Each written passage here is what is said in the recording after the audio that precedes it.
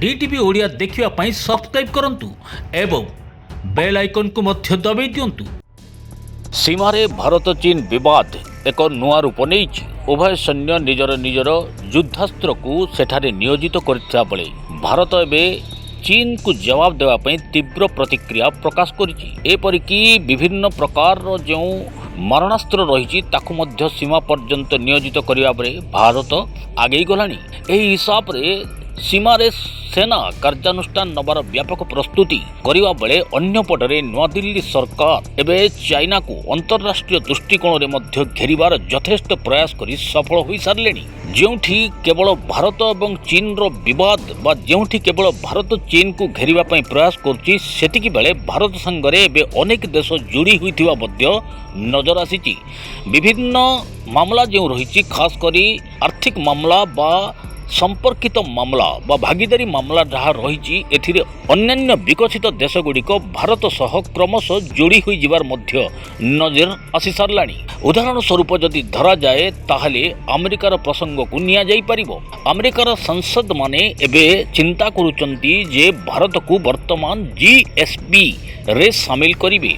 GSP अमेरिकार सबुठु बृहत्तर वाणिज्यिक कारबार एक प्रोसेसिंग सिस्टम। तेणु यही जनरल प्रोसेसिंग सिस्टम रे जो माने उपभोक्ता देश रहंती अमेरिका सह सेमानकर व्यापार लेनदेन रे अनेक मामला रे टैक्स किंबा ड्यूटी रे छूट दिया जाई थाए अमेरिका तरफ। एही हिसाब रे भारत सरकार को मध्य एथिपाई निमंत्रण रही एवं नुआदिल्ली सरकार मध्य जीएसपी रे शामिल होबार यथेष्ट संभावना देखा देइछि। एभली हेले भारत अमेरिका भली देश सह व्यापक संपर्क एवं व्यापारिक संपर्क रे संपर्कित होई परिबो। कारण अमेरिका वर्तमान चीन रो खोलाखोली विरोध करुवा बेले अमेरिका यह मध्य जानिछि जे भारत एक बड़ बजार। तेणु अंतरराष्ट्रीय दृष्टिकोण रे भारतर बजार को विनियोग करने अमेरिका चीन को छाड़ी भारत मुह हवा एक व्यापारिक लक्षण। तेणु यह हिसाब रे संपर्क बाटरे संपर्क किंतु आर्थिक मामला रे भागीदारी बढ़ाइबारे भारत को साहाय्य करने मध्य अमेरिकार सीनेट माने एबे भारत पई जीएसपी रो द्वार खोलिदेबार समस्त प्रक्रिया को समापन कर खबर मिली। एभली भाव में प्रधानमंत्री नरेंद्र मोदी अमेरिका गस्त पूर्व भारत और अमेरिकार संपर्क उपरे अनेक विश्लेषण मध्य अमेरिका रे होइथिला। एही हिसाब रे बजार दृष्टिकोण एवं भारत न्यू इंडिया पॉलिसी अनुजाई विभिन्न क्षेत्र में निजर दबदबा को सब्यस्त करुथिबारु एवं अनेक मामला रे भारतर कूटनीतिक विजय घटुथिबारु अमेरिका पई एशिया महादेश रे खास करी भारत भली एक शक्तिशाली राष्ट्र आवश्यकता रही। एही हिसाब रे कूटनीति पर्याय हो बा आर्थिक मामला अनुजाई अमेरिका भारत सह एवं संपूर्ण एक सहयोगर वातावरण सृष्टि करने पई जाइछि। तेबे एभली एक कूटनीतिक विजय सह अमेरिका चीन रो तिक्तता पई रशिया को मध्य निज सह सामिल करिवार भारत प्रयास को अमेरिका देखिथिले मध्य सेभली कोनोसी प्रतिक्रिया प्रकाश करि नाही। अपरपटरे यह कहुजाऊ कि भारत रूस को विश्वास को नहीं एबे आउ एक नुआ चाल खेलिबारे सफल होइछि। एमिति भारत एवं रूस रो संपर्क तो बहु पुराना। एही हिसाब रे जदि लेनदेन कथा कहा जाए ताहले आईएनएस विक्रमादित्य, आईएनएस चक्र, ब्रह्मोस, सुखोई 30 MKI भली मारणास्त्र लेनदेन तो आगुरु रशिया सह रही। एबे S-400 डील मध्य भारत एवं रशिया रो आउ एक संपर्कित अध्याय। केवल सेतिकी नुह रशिया विदेश मंत्री एवं चीन रो अड़ुआ बढ़ाई देइचंती। यूएन सिक्योरिटी काउंसिल रे भारत को स्थायी सदस्य देवा पई रशिया एवं जोरदार दाबी उपस्थापन करिछि।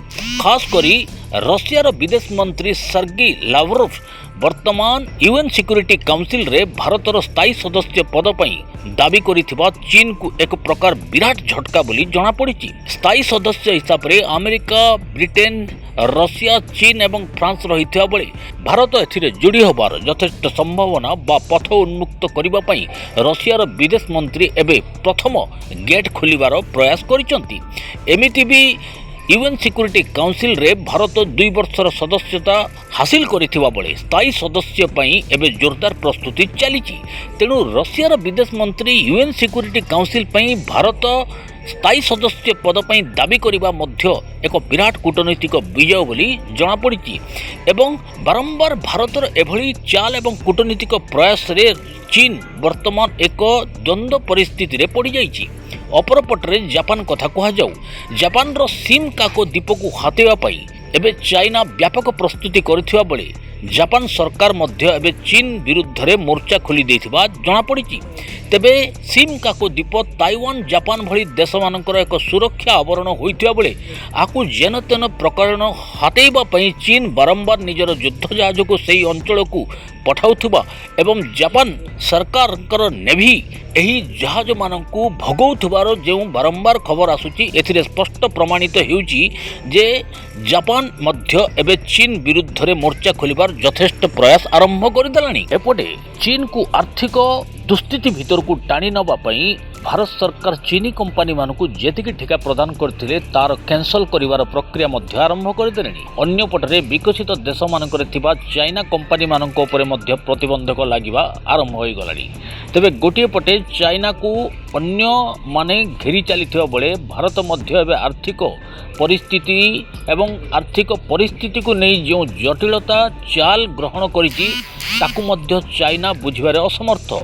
ଏପଟେ ସମଗ୍ର ଦେଶରେ ଚାଇନା ମାଲକୁ ବର୍ଜନ କରିବା ପାଇଁ ଏକ ଜୋରଦାର ବିରୋଧାଭାସ ପ୍ରକାଶ ପାଇଛି ଏବଂ ଗୋଟିଏ ପଟରେ ଭାରତୀୟ ଜନତାମାନେ ଚାଇନା ମାଲକୁ ଦେଶ ବାହାରକୁ ଭଗାଇ ଦେବା ବା ଚାଇନା ମାଲକୁ ବ୍ୟବହାର ନ କରିବାର ଯେଉଁ ସଂକଳ୍ପ ଧୀରେ ଧୀରେ ଗ୍ରହଣ କରି ଚାଲିଛନ୍ତି, ଏଭଳି ଭାବରେ ଚୀନ ବ୍ୟାପକ ଭାବରେ ଭାରତ ବଜାର ଉପରୁ ଯଦି ପ୍ରଭାବ ହଟିଯାଏ ତାହେଲେ ଚୀନର ଜିଡିପିରେ ଜବରଦସ୍ତ ହ୍ରାସ ଘଟିବାର ମଧ୍ୟ ସମ୍ଭାବନା ରହିଛି।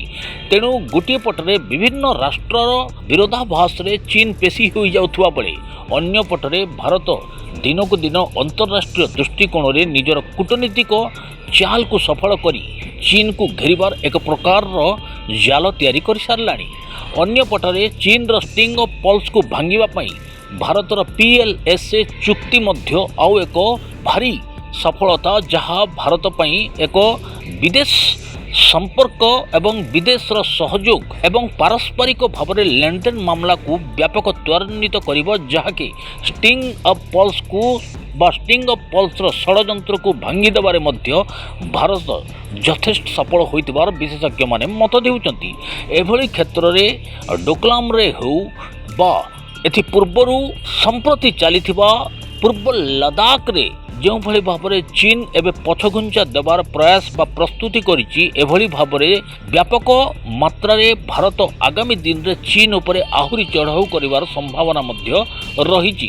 ତେଣୁ G7ରେ ଭାରତକୁ ନିମନ୍ତ୍ରଣ କରିବା ପାଇଁ ଡୋନାଲ୍ଡ ଟ୍ରମ୍ପଙ୍କର ଯେଉଁ ଇଚ୍ଛା ରହିଛି, ଏହା ମଧ୍ୟ ଭାରତର କୂଟନୈତିକ ପର୍ଯ୍ୟାୟର ଏକ ବଡ଼ ସଫଳତା ବୋଲି ଧରିବାକୁ ହେବ। ଏଭଳି କ୍ଷେତ୍ରରେ ଚୀନ କେତେବେଳେ ବି ଭାରତକୁ UN ସିକ୍ୟୁରିଟି କାଉନସିଲ ମଧ୍ୟକୁ ପ୍ରବେଶ ନ କରାଇଦେବା ପାଇଁ ଯଥାସମ୍ଭବ ଚେଷ୍ଟା କରୁଥିବା ବେଳେ ଋଷିଆ କିନ୍ତୁ ଏଥର ଦାବି କରିଛି ଭାରତକୁ UN ସିକ୍ୟୁରିଟି କାଉନସିଲରେ ଏକ ସ୍ଥାୟୀ ସଦସ୍ୟ ପଦ ରୂପେ ଗ୍ରହଣ କରାଯାଉ। ତେଣୁ ବର୍ତ୍ତମାନ ସରକାର ଚୀନ ଉପରେ ଏକ ପ୍ରଭାବୀ ବିସ୍ତାର କରିବାର ଆରମ୍ଭ କରିଦେଇଛନ୍ତି। ତେଣୁ ଚୀନକୁ ଆର୍ଥିକ ଏବଂ କୂଟନୈତିକ ପର୍ଯ୍ୟାୟରେ ଘେରିବାର ବର୍ତ୍ତମାନ ଭାରତର ଯେଉଁ ପ୍ରସ୍ତୁତି ଚାଲିଛି, ଆଗାମୀ ଦିନରେ ଚୀନ ପାଇଁ ଏହା ବଡ଼ ମାତ୍ରାରେ ଭାରି ପଡ଼ିବାର ସମ୍ଭାବନା ରହିଛି। DTV ଓଡ଼ିଆ ଦେଖିବା ପାଇଁ ସବସ୍କ୍ରାଇବ୍ କରନ୍ତୁ ଏବଂ ବେଲ୍ ଆଇକନ୍କୁ ମଧ୍ୟ ଦବାଇ ଦିଅନ୍ତୁ। ଘରେ ଟେନସନ, ବାହାରେ ବି ଟେନସନ, ପୁଅର ଚାକିରି ପାଇଁ ହଉ, ଝିଅର ବାହାଘର ପାଇଁ ହଉ, ଘରେ ଅଶାନ୍ତି, ମୁଣ୍ଡ ଉପରେ ଋଣର ବୋଝ, କୋର୍ଟ କଚେରୀ ମାମଲା ଆଉ ଜମି ଜମା ବିବାଦ, ଏ ସବୁ ଭିତରେ ଆପଣମାନେ ଘାଣ୍ଟି ହେଉଛନ୍ତି ନା?